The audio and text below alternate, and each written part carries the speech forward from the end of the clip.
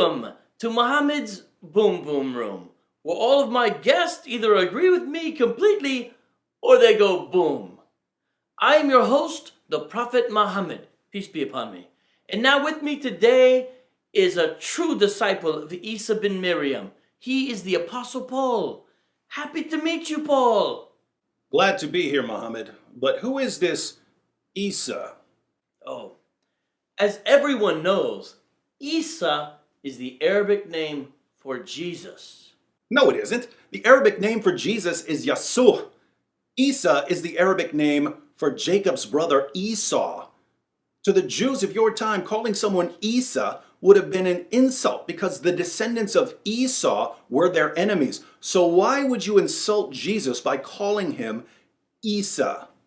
Don't blame me, blame Allah. He's the one who gave Jesus a totally different name in his perfect revelation that contains no errors. Speaking of the Holy Quran, Allah promised to protect Jesus' followers until the day of resurrection. That's a long time. And he said that he aided the true followers of Jesus until they became uppermost over all of their enemies. That is what led so many Muslim scholars to conclude that you, Paul, must be a true disciple of Jesus the Messiah.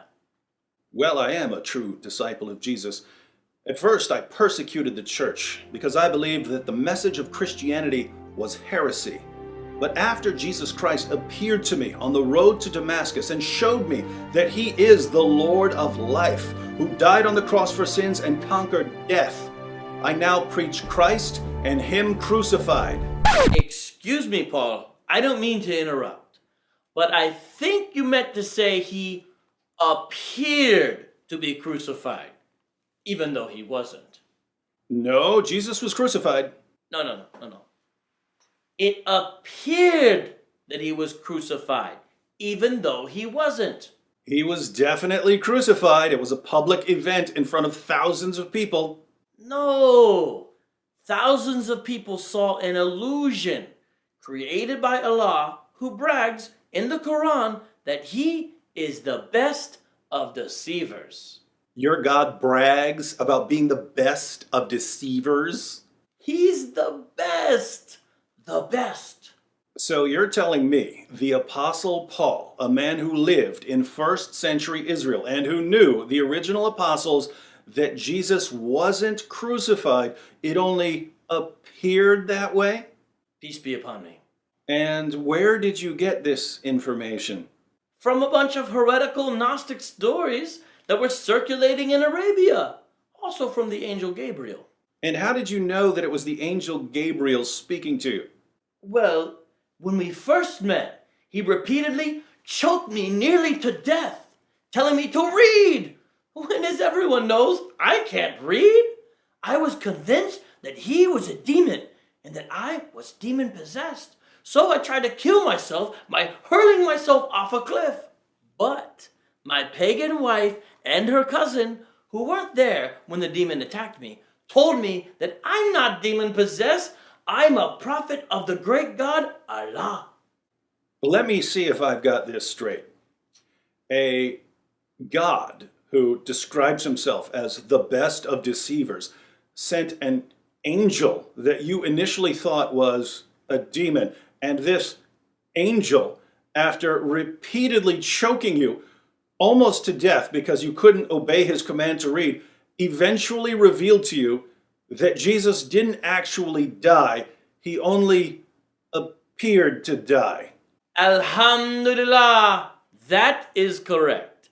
Allah, who is the best of all deceivers, sent the angel Gabriel to choke me, knowing that after I tried to kill myself, my pagan wife and her cousin would use this brutal attack to convince me that I'm a prophet. This is the same exact way Allah raised up prophets in the Torah. No, it isn't. Yes, it is. It's in the Torah. Okay, Professor, what book, chapter, and verse? Torah book, chapter of angels choking prophets, verse B. People base their salvation on this moron? I am a prophet. I have proof. What? What is your proof? I have a huge mole on my back, which is a seal of the prophet. You know this. It's in the Torah. It's not in the Torah. How would you know? Because I'm a Jewish rabbi who studied under Gamaliel. Wait, what? If you're a Jewish rabbi, does that mean you're a Jew? You must be the Arab Sherlock Holmes. So you are a Jew. Tribe of Benjamin, Pharisee of Pharisees, I'm head to toe kosher. The angel Gabriel says that the Jews are the ultimate enemies of Muslims. And you still believe that was an angel choking you rather than a roided out, hooked on phonics cave monster? Of course! My pagan wife said so! And your wife was an expert on angels attacking people in caves for not being able to read? Allah knows best.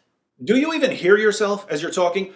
Let me try to make this so incredibly simple that even you can understand it. I'm a 1st century Jewish rabbi and a brilliant scholar. You're an illiterate 7th century caravan robber. I know the Old Testament and its prophecies backwards and forwards. You wouldn't know the Old Testament from a phone book. I know all of the relevant languages, Hebrew, Aramaic, Greek, and Latin. You know none of the relevant languages. I knew the original disciples of Jesus, as well as his brothers. You didn't. I met Jesus. You didn't. I tested the revelations I received. You didn't. I've performed tons of miracles. You haven't. Seems like I'm exactly the sort of person you should listen to if you want to know the truth about Jesus. But you'd rather listen to some literacy demon that chokes you and makes you want to slaughter yourself. But he gives me all the sex slaves I want. Listen, in case the future of humanity ever depends on choking someone in a cave for not being able to read, I'll have your cave demon sex trafficker on speed dial.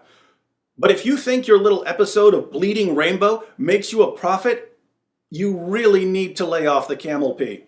What about my mole? You forgot about the giant mole that proves I am a prophet. Everything you say proves you're the most obvious false prophet in history. Do not say that. You'll hurt the feelings of my giant mole. It talks to me. Well, if it's not telling you that you're a complete lunatic, it's lying to you, just like your demon god who brags about being the best of deceivers and Word Girl's homicidal, cave-dwelling, great-great-great-great-great-great-grandfather, Word Strangler. No one insults my mole and lives. Any last words? Yeah. To live is Christ, and death is gain. We have different last words in Al-Islam. We say, Allahu Akbar.